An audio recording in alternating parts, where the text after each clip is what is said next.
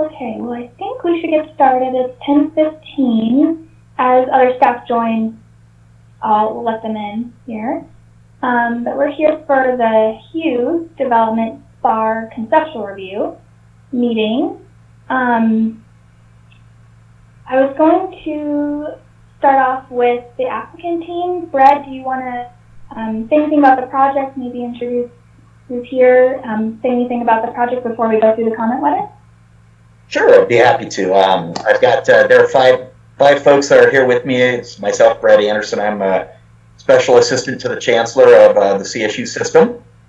We've got Fred Haverick from CSU. We've got Nick Haas, Kent Peterson, and Al Cunningham. So that's our team that are here today. And we appreciate you guys taking the time and doing this on a fairly quick turnaround and before the holidays. You know, the high-level concept here is we're trying to create a development and a set of amenities for our CSU community as well as for the Fort Collins community. So we're looking to develop a set of for-purchase homes that would be available for CSU employees at an attainable price point. Because as we all know, housing in Fort Collins has become a challenge, and it's become a challenge for many of our employees and I think for many of the citizens as well. So we are looking to create, you know, a little over 450 for-purchase product homes, single-family, paired, and townhomes. And then in addition to that, we're looking to create about 170-unit attainable housing apartment complex where we can do for rent, again for employees, as well as for the community. So we want to provide attainable housing that's both for purchase as well as that's available for rent. And then in addition to that, we want to create a medical center, kind of an urgent care medical center along with mental health capabilities that would be out there that would be available for the community as well as CSU.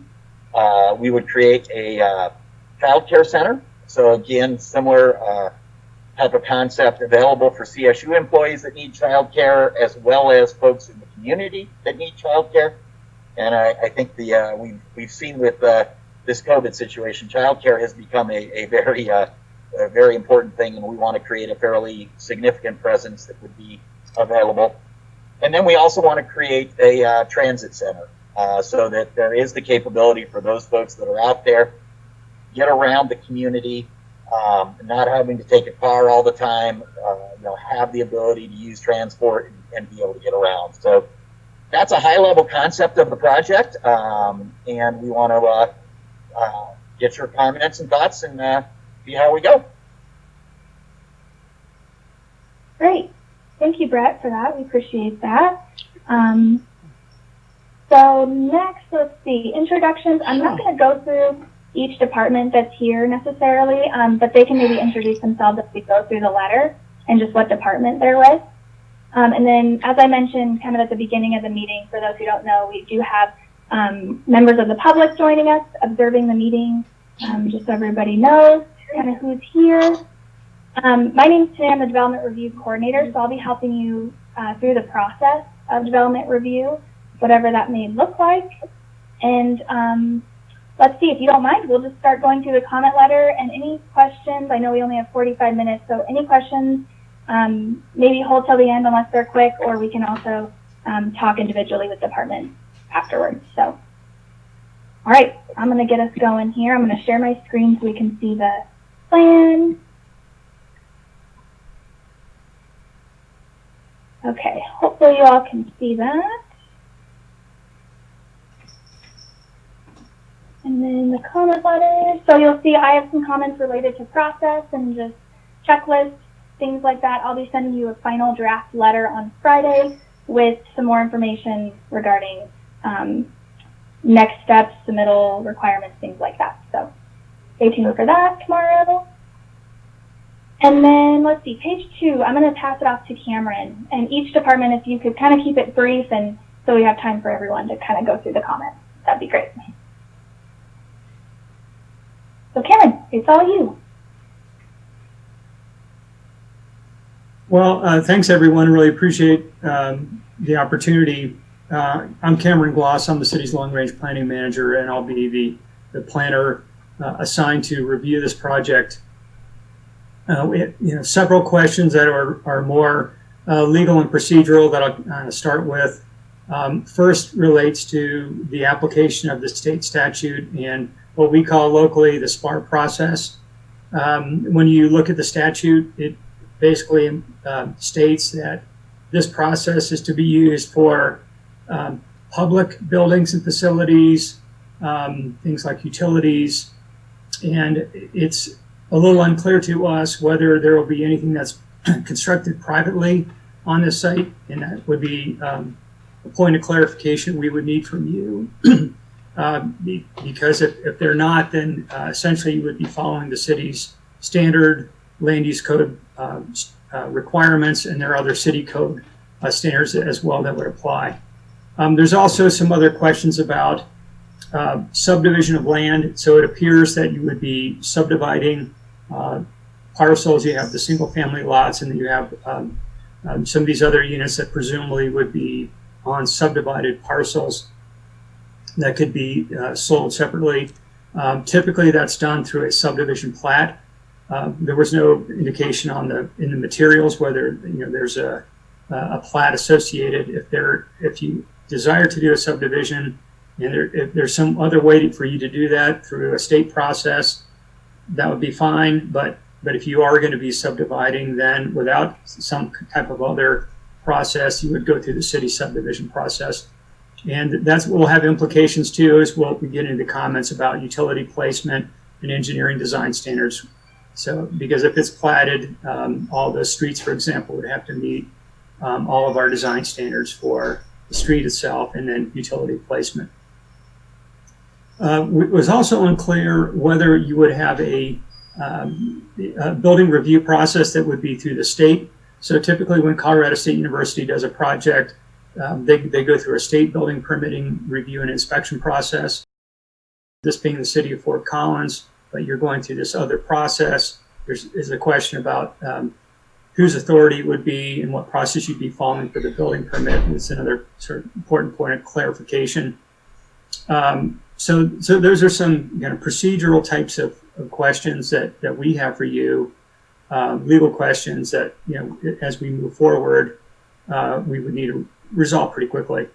I say overall with the development plan, what we're doing with the SPAR process is we're using the city's master plan, it's called City Plan, as the measuring stick. We don't apply all of the other code standards unless we find out, obviously, if that's not the appropriate process. So the City Plan, we've got a link within the document that you'll be getting from today that takes you to City Plan. You can walk through the various principles and policies of the plan. I've cited in the planning comments some of the major applicable policies. One of those is the city structure plan, and I think you're pretty close in terms of the sort of where the line is drawn. You might remember there are two different areas of the site, sort of an east half and a west half, with different designations for the density. And it looks like you're kind of a little bit over that line. I mean, we have like a slight leeway in our code and how we apply zoning, but this isn't really a zoning plan. It's because you're not following city zoning. And it just leads me to one more question that I'll have to ask. We posted in the comment letter is if you have any intention of zoning the property. Right now it's in T transition. You indicated 3 different zoning districts in your letter, but there's nothing specifically stating that you are desiring or petitioning to rezone from T transition to other zoning districts. So that would be another point of clarification. I'd say generally we can appreciate the range, that there's a range of housing types within the area, which is something that the city plan calls for. We have addressed some of the missing middle housing types. That's a real plus. However, I think there's a greater mixture of housing that's sort of in that missing middle category. Right now, you have mostly single family. Yes, some of them are attached, literally paired homes. But you know, and then you have the multifamily, the apartments. But there's sort of a segment in between that's not included. I think we want to investigate that with you. And then I guess a general comment about how the uses and the densities are segregated. They tend to be very kind of, I'll use the term pod-like instead of more integrated. And then where the breaks in the various types of housing. So you've literally broken this up into kind of block by block areas of just sort of a monoculture of a different housing type. And we'd like you to consider a greater mixing of those housing types within the development. And then sort of one of the last things I'll state, and I'm going to circle back later to cover some of the transportation comments. I know that the transportation planner was hospitalized yesterday. He's okay, but it wants me to cover his comments. It is relative to that community center, commercial center that you've shown here. I think we think that's a real plus. That has the child care facility and the medical offices.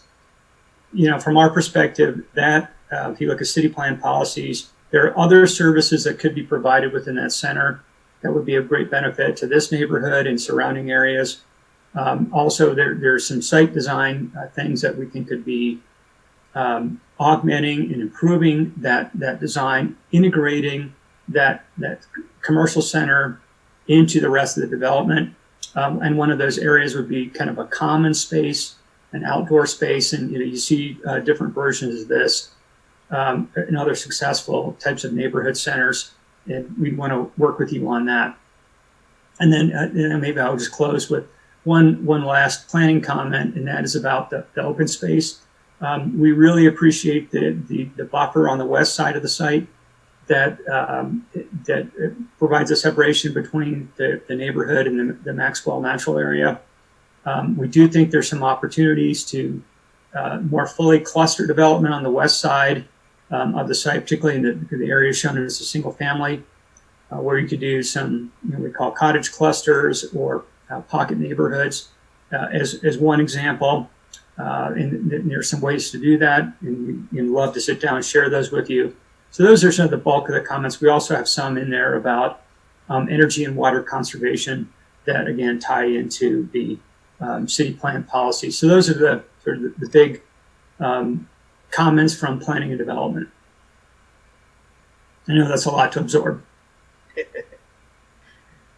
Thanks, Cameron. Great, thanks, Cameron. Okay, moving along to Morgan in engineering. Good morning. I just have a few site-specific comments, really, and they're more high-level.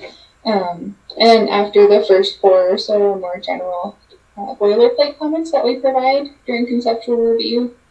So my first comment there is just stating that this project went through a previous PDR review, and generally my comments are a repeat of some of those. And it was just stating also that it's unclear what's going to be provided for the city to review, but we're guessing that we'd get construction, site plans, a subdivision plat, signed reports, and other reports that we can review and approve. The second there gets more into the nitty-gritty details. So Overland Trail is currently classified as a 4-lane arterial, and with the standard cross sections that we have in Lucas, that would need to be 115 feet of right-of-way total. And the plat map that was provided, the plat map shows that there's 100 feet existing currently, so we would need 7.5 feet of right-of-way dedicated along Overland Trail. And similarly, Dixon Canyon Road is a minor collector street on our master street plan, and that would require additional right-of-way dedication as well, which comes out to, I believe, 8 feet of right-of-way. And my last site-specific comment there is we just need more information on what the proposed classifications of the roadways internal to the site are, and which ones would be public or private. And just noting that alleyways proposed should be private and privately maintained. The rest of my comments there are more boilerplate. And feel free to ask me any questions also.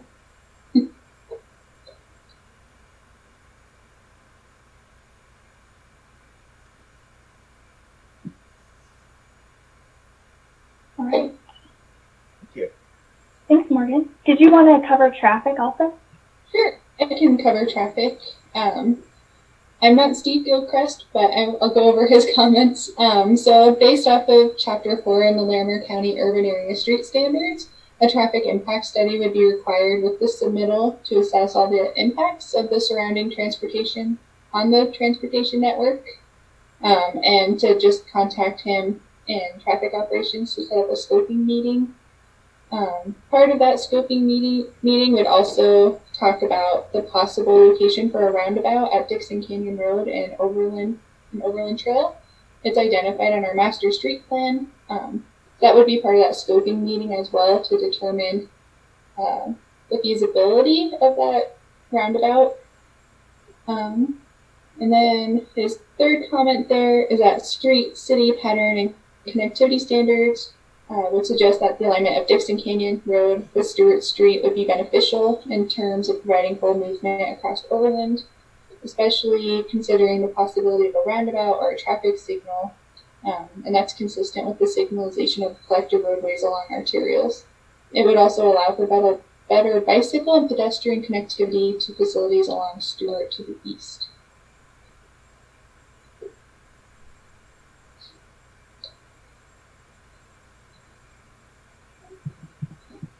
Perfect. Thanks, Morgan. Okay. Anything quick before we move on? All right, I hear none. So I'm going to pass it off to Matt with stormwater, and he's also water, wastewater, and erosion control. Good morning, everybody. Please let me know if for whatever reason you can't hear me okay. My comments for this are going to be very, very similar to what we talked about last year on the site. I mean, from utilities, the water utilities perspective, not really much changes from last time, but I'll just kind of touch on the highlights just to reiterate myself. And then if you guys have questions, obviously we're available offline to follow up. Our contact information is there. So this site has an existing detention pond, the rodeo pond that the city constructed in, is it in 97 or 99, following flooding in the late 90s in this area. So that pond receives existing runoff from the former Hughes site and runoff from the foothills ridge that comes down to the site. And that was the purpose that the city created that detention pond. So for your development, it's perfectly acceptable to use that pond to combine on-site flows for your development into that pond. So that's kind of comments 9 and 10 in this. You will need to reanalyze that such that that existing release rate through the 24-inch pipe under Overland Trail may not be increased. So obviously be some engineering updates for that. But that'll require some EPA swim modeling to look at your site, and we'll also need you guys to update the tributary area and the runoff analysis coming from the foothills to your site. So again, that's just kind of part of an EPA swim analysis for off-site flows and on-site flows. I think that honestly is pretty straightforward, and you can work with us on the details on that. Comment 10, at the end of comment 10, I know that we do have landscaping standards for detention ponds. I'm not perfectly clear how that will apply with this existing pond that's already there. It's fairly large. I think that it'll probably be part of the conversation as we work through any updates to that pond, if any additional grading or modifications are needed. So that might just be a conversation as we work through how, the development on this and how that just looks really good when it's done. But I recognize it's already there. So I just wanted to point that out. Comment 12 again, it talks about the offsite flows. You guys will need to accommodate the offsite flows from the west to pass them through your site to the east. Comment 13, LID and water quality. I know that your engineer is very familiar with our LID and water quality standards. And then the last comment talks about stormwater development fees. And I know that might be something lawyers may end up having to talk through and all that stuff, but my understanding is all of our experiences with CSU and with other SPARs in state projects is that our stormwater fees still do apply for the provision of stormwater service through the city's stormwater system. So something that we certainly can come back to with, you know, leadership and officials, but that's been the precedence up to this point in time. Do we have any short questions on stormwater, or should I just move right along to water, wastewater? No questions. Questions? Okay. Moving then to water, wastewater. Again, these comments are nearly identical to what we gave you a year ago. So, you know, there's a lot of existing water mains in Overland Trail. You have plenty of opportunity for water to the site. I've noted some of that there in comment 1. You know, I think the one thing I didn't note is that you guys will need to have multiple connections to create a looped water system. And I think you guys would know that, and your proposals from previous had shown that. I think the one thing to note from last time is we had been talking about there's an existing water main that goes to the northwest from the site next to a different line. That line actually needs to be maintained and not removed. It is actually important for the functioning of our water system and looping with some water tanks. So there'll be some discussions about that. There's only really one location for your sewer to connect to, which is the sanitary manhole in Overland Trail. And on that, early on, we'll really need to talk with you about, you know, wastewater demand from your site, wastewater loading, and we can stick that into our sewer model and see how it functions. And that's comment number 3. We may not really need a water model for the site, but we certainly need some wastewater calculations we can stick in our model. The rest of these are really boilerplate comments that you guys can kind of read through that gives you information about a lot of our requirements. I might just point out number 8, that often with private drives, and I don't know what you're proposing, but sometimes the street widths can get narrow and they can get challenging for utilities. So if you guys do go the direction of having private drives on some of the site, that, you know, that utility coordination up front and early is really important to make sure that all utilities can fit in the corridor that you guys kind of lay out. And then again, on 11 fees, I think there are some credits for the Hughes site, and I think that's kind of a complicated relationship between the city and CSU, and so I know there's a lot of fee credits there that can be sorted out between the appropriate people there at the right time.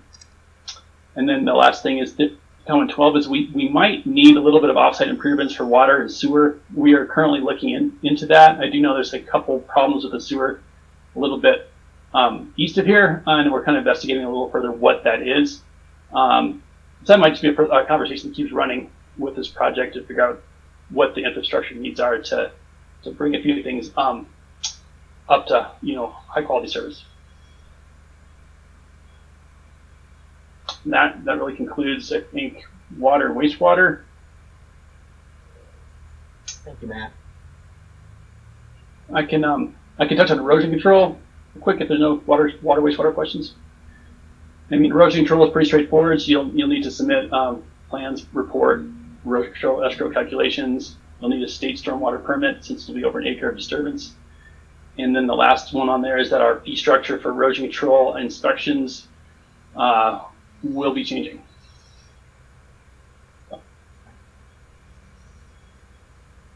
Thank you guys very much. I look forward to working with you. Thank you. Yeah, thank you, Matt. Great, thanks, Matt. Okay, you'll see next is Poudre Fire Authority. I don't see Jim on the line, so hopefully I didn't miss him, but if he joins, we can come back to Poudre Fire Authority. I think it might be easy enough to read through the comments, and then if you have any questions, let me or Jim know. Okay, next up is Rob in Light and Power. Yes, good morning, everyone. So just have a handful of comments in there. A lot of them are really the same as when through the PDR process. Same comments as then. Light and Power, we have an existing duct bank and existing electric infrastructure running down Overland Trail adjacent to the site. And then we'd want to extend electric up Dixon Canyon Road also to serve the site. There is a chance, depending on the demand, the loads for this site, we may have to extend a circuit from our substation to the south over to this site. Let's see, and I don't know if these are going to be local streets or you know if they're going to be private drives, or is that maybe that hasn't been determined. But anyway, I guess my comment is that just make sure you provide adequate space along the private drives to ensure that we can get separation. All the utilities can get separation, because that seems to be a very problematic on private drives if they're not big enough and constructed correctly. So I have that comment in there, and then a lot of my others are really more down in the weeds when we get to that point. Is transformer and meter locations, meeting those requirements, clearance requirements. We have some links in there for you to take a look at that. If you have contact information in there for the Platte River Power Authority transmission lines, if you have questions with regards to that,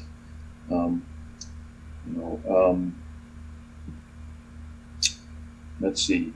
Yeah, and some of the others are just boilerplate and more informational. So, and just contact information. So, unless you have any questions for me, that's really all I had. Thank you.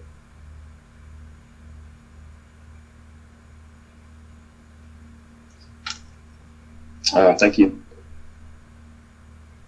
Well, thanks, Rob. Appreciate it. Okay, up next is Scott in environmental planning.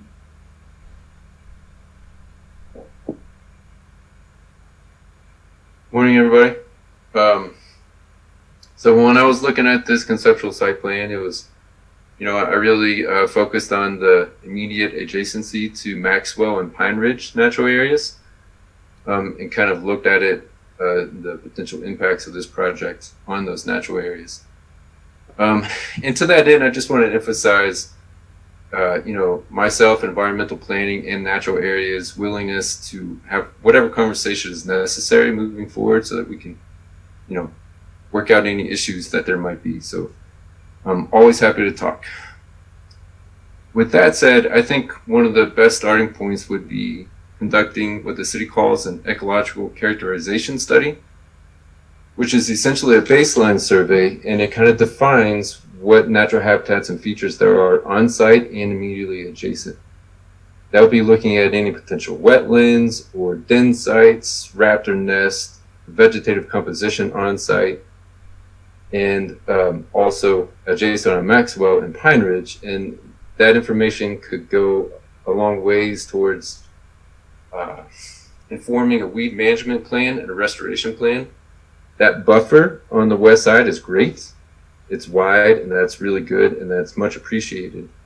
But there are noxious weeds on site, so they'll be exacerbated by the construction process. So if that ECS can be used to help inform that weed management plan and restoration plan, that'd be great. Also, if we could keep the character of that Maxwell natural area, much of that shared border between the site and Maxwell is a quality native mixed grass community. So if that character could be extended into the buffer and have a native seed mix there, preferably non-irrigated, it would take some time to establish, but it would be a great buffer. It'd be really nice to have that. So to get that, it would just take a well-designed weed management and restoration plan. The other main point that I wanted to make was trying to look at the likely increased level of use, social use and trail use on Maxwell and Pine Ridge. Natural areas would love to see a perimeter trail system similar to what was on the former conceptual site plan. That could be a great amenity to the residents of this development, but also help to mitigate that pressure on Maxwell. There's a couple points with that. The city's 2013 Trails Master Plan shows a north-south regional paved trail along Overland Trail That's not on this conceptual site plan, so that'd be great to see. And then if there's any improvements to Dixon Canyon Road, if there could be a detached sidewalk, that would be half of the perimeter trail system. And then you already have a trail proposed on the west side, and it would just have to be connected on the north. And like I said, that could be a great amenity for those residents, but could also help decrease pressure on Maxwell. Natural Areas did mention that they wanted to move that proposed trail connection to Maxwell further north towards the park facility, and also potentially put a connection to the parking lot on the south end towards the Maxwell parking lot. Going to help direct access on the extreme north and south side. Possibly have an improved crossing on Dixon Canyon Road over to Pine Ridge to make it safer for pedestrians, and have some kind of barrier like a fence, but in a proper character, not a chain link or barbed wire fence on the west side to help decrease the creation of social trails on that west side and just help direct the flow of traffic.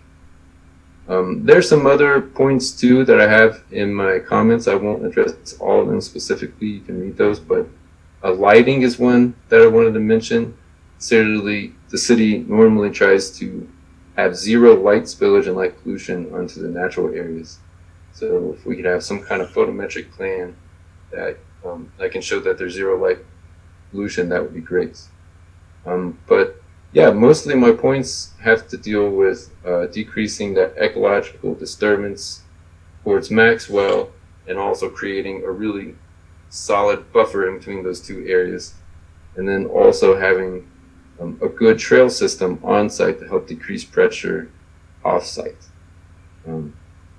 Hopefully that makes sense. And those are my main points. I'm happy to discuss anything else further. Natural Areas also has a lot of data on the flora and the fauna for Maxwell and Pine Ridge that they're happy to share, help inform the ECS, and help inform those plans there.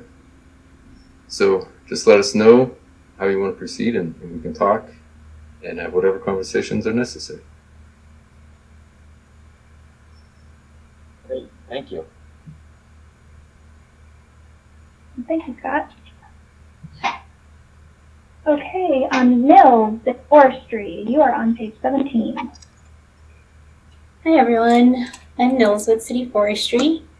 So at this point, our comments are fairly general. Given the scale of this project, it has the potential to add a pretty sizable chunk to our existing urban forest. So we really just wanted to lay out some basic guidelines that we hope you would consider in your landscape design.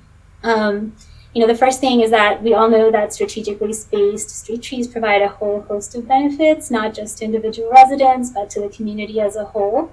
So we've included some suggestions for how to maximize those benefits, which includes utilizing canopy shade trees as opposed to ornamentals or evergreen trees that are well suited to our climate here, as well as some spacing guidelines. We also wanted to stress the importance of diversity in creating a more resilient urban forest. So incorporating as many species and even genus into your design palette helps kind of ensure that our urban forest is prepared for the various climate impacts and novel pests and all of that good stuff that we deal with. And then lastly, I wanted to touch on the existing trees on site. We always like to see significant trees preserved whenever possible. And if you're anticipating, any construction impact to those trees, we're happy to talk through ways to mitigate those impacts. Any questions about that? No. Okay. And then my last two comments just pertain to the streetscape design. So similar to the other departments, we're wondering about the frontage improvements along Overland and Dixon Canyon. We typically like to see the detached sidewalk and parkway design that would adhere to the Lucas standards, and it would incorporate street trees in line with land use code requirements. And then that goes for any internal streets that would be public. Just one note about that, we have long known that at least on the forestry side, that the current minimum parkway width, which is 5.5 feet, isn't often adequate to accommodate long-term tree growth. At least not without some risk to like the adjacent infrastructure. So while we're working through the changes in our standards, we also like to encourage and request that, you know, on these large developments, whenever the minimum parkway goes beyond the width of 5.5 feet. 7 is preferable. And that's all I have. Great, thank you. Thanks. Thanks, Nils. All right, park planning, Suzanne. Okay, trying to start my video. There you go. Can you hear me today? Yes. Yes, and I can There see you- you perfectly.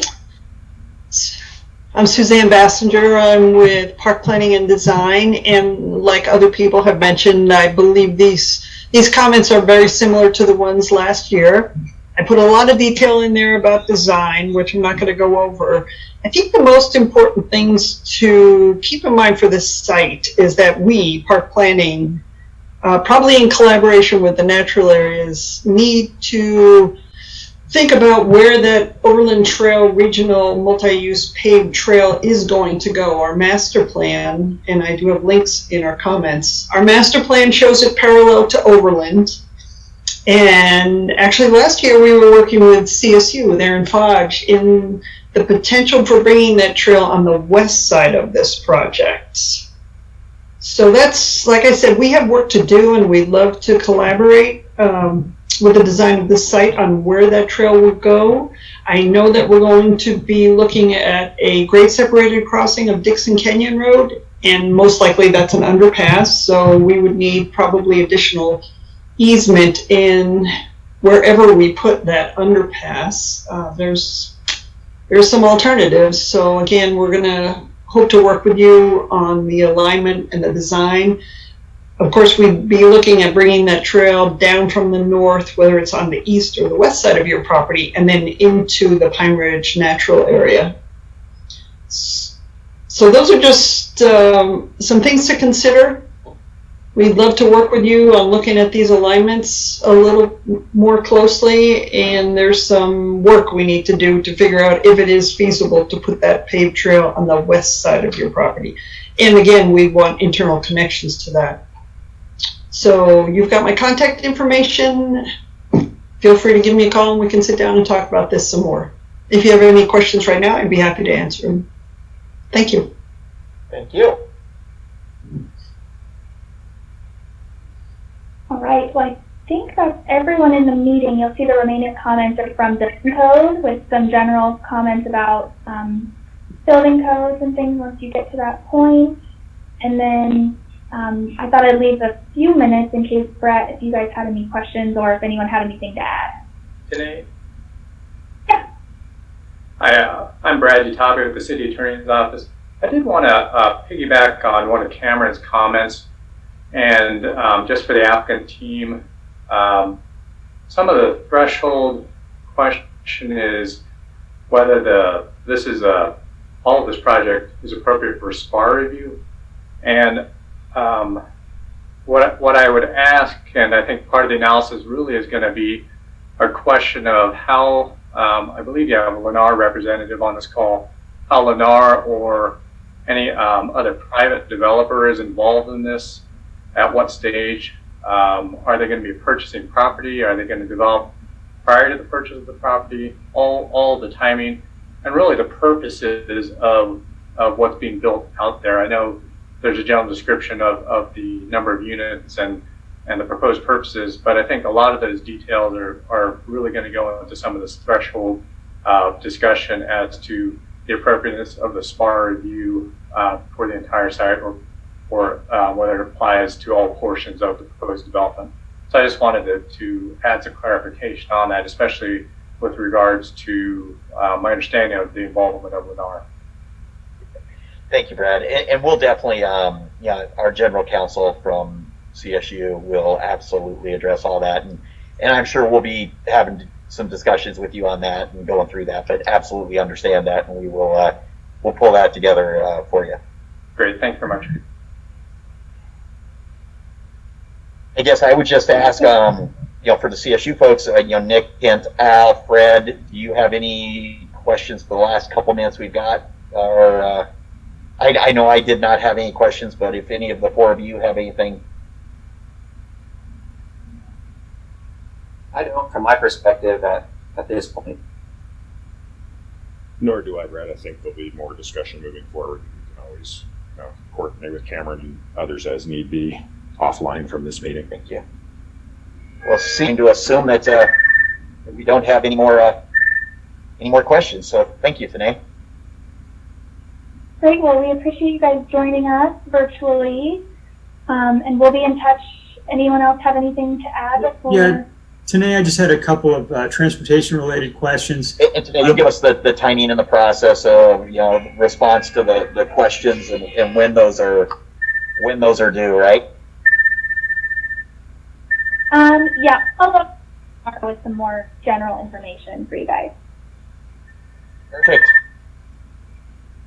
I just wanted to add a few transportation planning comments that weren't covered by some of the other reviewers. I mean, there was a lot of discussion about the multi-use trail along the west side of Overland, but we would be looking at a transportation impact analysis to be completed. As Morgan said, that would include a discussion and investigation of a potential roundabout at 42C and Overland.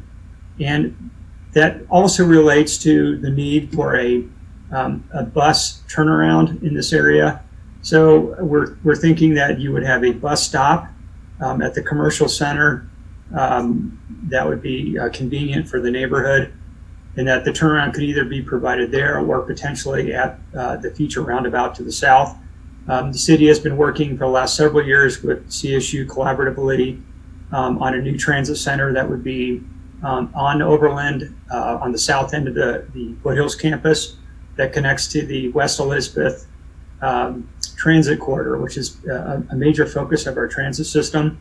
So we think this commercial center would be a good tie-in to that new transit connection.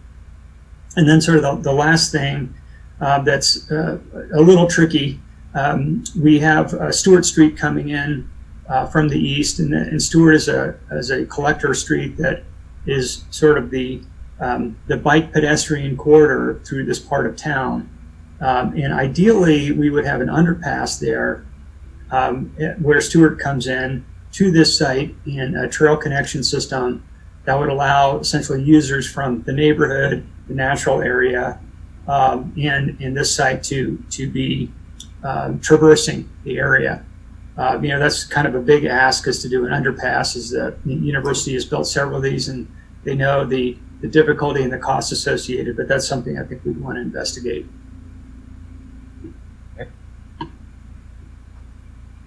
Well, thank you. Thank you.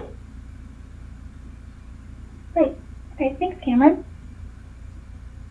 All right, anything else before I wrap us up? Nope, nothing from us. Okay, sounds good. Well, thank you guys for joining us. We'll be in touch. That's the meeting today, and then I'm gonna share my screen for the community members that are here, just some contact information for our neighborhood development liaison if you have any comments, questions, things like that. So thank you, everybody. Hope you have a great rest of your week. You too. Have a great day. Thanks.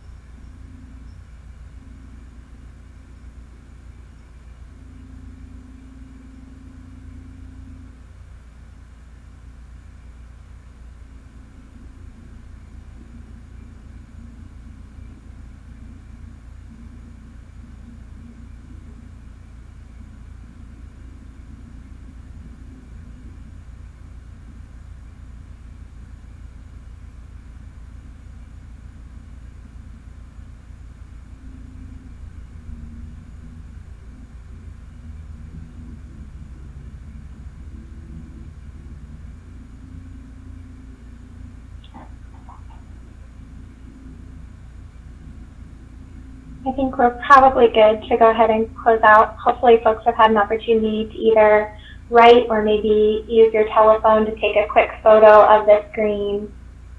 If not, we'll give it just a few more seconds before we close out that meeting. My information is also on the website if you'd like to reach out to me. Looks like people are dropping off now.